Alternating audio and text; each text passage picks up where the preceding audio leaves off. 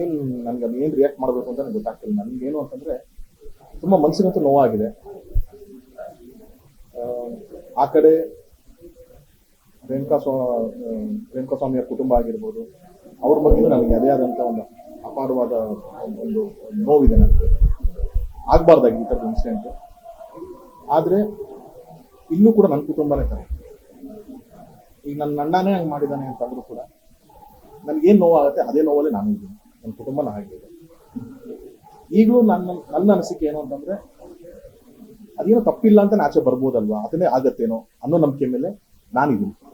ಯಾಕಂತಂದರೆ human emotions, ನಾವೆಲ್ಲರೂ ನಮ್ಮದೇ ಆದಂಥ ಒಂದು ಎಮೋಷನ್ಸ್ ಇರುತ್ತೆ.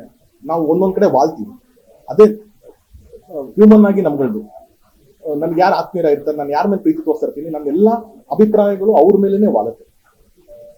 ಅದಕ್ಕೆ ನಮ್ಮನ್ನು ಮೀರಿ ಕಾನೂನು, ಕೋರ್ಟು, ಲಾ ಅಂತ ಇರೋದು ನಮ್ಮನ್ನು ಮೀರಿ ಅದಕ್ಕೆ ಇರೋದು. ಅದು ಕರೆಕ್ಟಾಗಿ ನೋಡುತ್ತೆ, ಏನಿದೆ ಸತ್ಯಾಂಶಗಳನ್ನ ಅದು ಹೇಳುತ್ತೆ.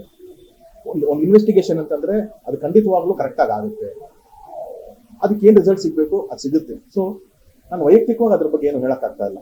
ಬಟ್ ಹೆಂಗೆ ಆ ಕುಟುಂಬ ನೋವು ಬಸೋ ಶಕ್ತಿ ದೇವ್ರು ಕೊಡ್ಲಿ ಅಂತ ಕೇಳ್ತೀನೋ, ಇನ್ನೂ ಒಂದು ದೊಡ್ಡ ಕುಟುಂಬ ಇದೆ, ಅವ್ರನ್ನ ನಂಬ್ಕೊಂಡಿರೋ ಒಂದು ದೊಡ್ಡ ಕುಟುಂಬ ಇದೆ, ಅದಕ್ಕೂ ಅಷ್ಟೇ ನೋವಾಗಿದೆ.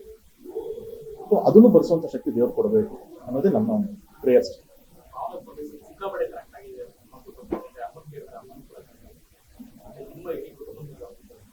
ಅಂದ್ರೆ ಅದೇ ಹೇಳಿದ್ನಲ್ಲ, ಹ್ಯೂಮನ್ ಇಮೋಷನ್ಸ್, ನಮ್ಮ ಒಡನಾಟ ಇರೋರ ಜೊತೆಗೆ ಅಥವಾ ನಾವು ಯಾರ ಜೊತೆಗೆ ಅಷ್ಟು ಟ್ರಾವೆಲ್ ಮಾಡಿರ್ತೀವಿ. ನನಗೆ ದರ್ಶನ್ ಸಾರು ಒಂದೇ ಅಲ್ಲ, ನಾನು ಬರೀ ಪರ್ಸ್ನಲಿ ಅಂತಲ್ಲ, ನನಗೆ ಎಲ್ಲಾ ಥರದಲ್ಲೂ ನನಗದು ನೋವಾಗಿದೆ. ಅದು ಪರ್ಸ್ನಲಿ ಆಗಿರ್ಬೋದು, ಪ್ರೊಫೆಷ್ನಲಿ ಆಗಿರ್ಬೋದು, ಅಥವಾ ಒಂದು ನಾರ್ಮಲ್ ಒಂದು ಕಾಮನ್ ಮ್ಯಾನ್ ಆಗಿ ಕೂಡ ಈ ಘಟನೆನೇ ನನಗೆ ನೋವಾಗಿದೆ. ಈ ಥರ ಒಂದು ಆಗಬಾರ್ದಾಗಿತ್ತು. ಅದು ಯಾರು ಸರಿ ತಪ್ಪು ಅದೇನು ನನಗೆ ಅಷ್ಟು ಯೋಚನೆ ಮಾಡೋಷ್ಟೇ ಆಗ್ತಲ್ಲ. ನನಗೆ ಇದು ಆಗಬಾರ್ದಾಗಿತ್ತು, ಯಾಕೆ ಹಿಂಗೆ ಆಗೋಯ್ತಲ್ಲ ಅನ್ನೋದೊಂದೇ ನೋವು ನನಗೆ.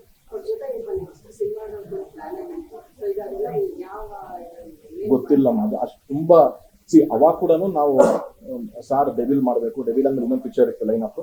ಅದಾದ್ಮೇಲೆ ನಮ್ದು 59 ಅಂತ ಅನೌನ್ಸ್ಮೆಂಟ್ ಮಾಡಿದ್ರು. ಅದ್ರ ವರ್ಕ್ ಎಲ್ಲ ಮಾಡಿದ್ವಿ ನಾವು. ಸೊ ಅವರು ಯಾವಾಗ ಬಂದ್ರು, ಅವ್ರು ಯಾವಾಗ ಅಂದ್ರು, ಅದು ಏನೇ ಪರಿಸ್ಥಿತಿ ಇದ್ರು ನಾನಂತೂ ಸಿನಿಮಾ ಮಾಡ್ತೀನಿ ಅಷ್ಟಂತೂ ನನ್ನ ಕಡೆಯಿಂದ ನಾನು ಅಲ್ಲ, ಅದೇ ಸತ್ಯ ಅಂತ ನಾನು ನಂಬಿದ್ದೀನಿ. ಲೋಕೇಶ್, ನಾನೇನೋ ಬೇರೆ ಏನೋ ನನ್ನ ತಲೆ ಥಾಟ್ಸು ಇಲ್ಲ, ಅದೇ ಸತ್ಯ ಅಂತ ನಂಬಿದ್ದೀನಿ ನಾನು. ಅದೇ ಆಗ್ಲಿ, ಅದೇ ಆಗ್ಬೇಕು ಅಂತಾನೆ ದೇವ್ರಿಗೆ ಪ್ರಾರ್ಥನೆ ಮಾಡ್ತೀನಿ ನಾನು. ಸೊ ಹಂಗೆ ಆಗುತ್ತೆ ಅನ್ನೋ ನಂಬಿದ್ದೀನಿ. ಆ ಪ್ರಯತ್ನ ಪಟ್ಟಿದ್ದೀನಿ. ಇವಾಗ ಆದಷ್ಟು ಅವ್ರ ಫ್ಯಾಮಿಲಿಗಳು ಅವ್ರು ಫಸ್ಟ್ ಮೀಟ್ ಆಗಬೇಕು ಅಂತ ನಮಗೂ ಆಸೆ ಇದ್ದಿದ್ದು. ಸೊ ಹಾಗಾಗಿ ನಾನು ಒಂದು ಪ್ರಯತ್ನ ಪಟ್ಟಿದ್ದೀನಿ. ವೆರಿ ಶಾರ್ಟ್ಲಿ ಮೀಟ್ ಮಾಡುವಂಥ ಸಾಧ್ಯತೆ. Thank you.